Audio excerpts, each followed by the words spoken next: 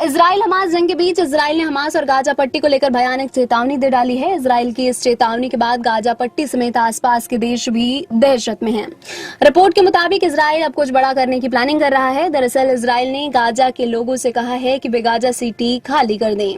24 घंटे में वादी गाजा में रहने वाले फलस्तीनी वहां से हट जाएं। इस पर इजराइल के आदेश पर संयुक्त राष्ट्र के प्रवक्ता ने कहा है कि इस इलाके में 10 लाख से ज्यादा लोग रहते हैं। ये गाजा की आधी आबादी है।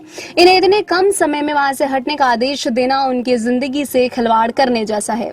इससे मानवीय संकट पैदा होगा। संयुक्त राष्ट्र ने इजराइल से ऑर्डर वापस लेने की अपील की। इसी बीच हमास ने लोगों से कहा है कि वो अपनी जगह छोड़कर कहीं भी ना जाएं, वे जहां हैं वहीं बने रहें।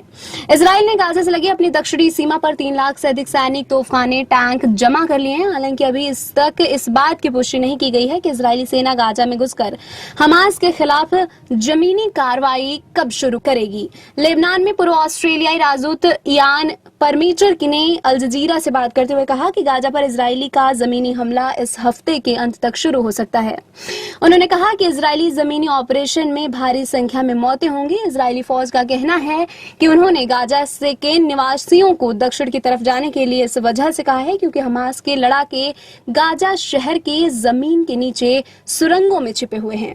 इजरायली रक्षा सेना ने कहा, गाजा निवासियों अपनी और अपने परिवारों की सुरक्षा के लिए दक्षिण की ओर चले जाइए। हमास आतंकवादियों से दूरी बनाए रखिए जो आपको इंसानी ढाल के तौर पर इस्तेमाल करते हैं। आईडीएफ आने वाले दिनों में गाजा शहर में बड़े पैमाने पर कार्रवाई करेगा और आईडीएफ चाहता है कि नागरिकों को नुकसान ना हो।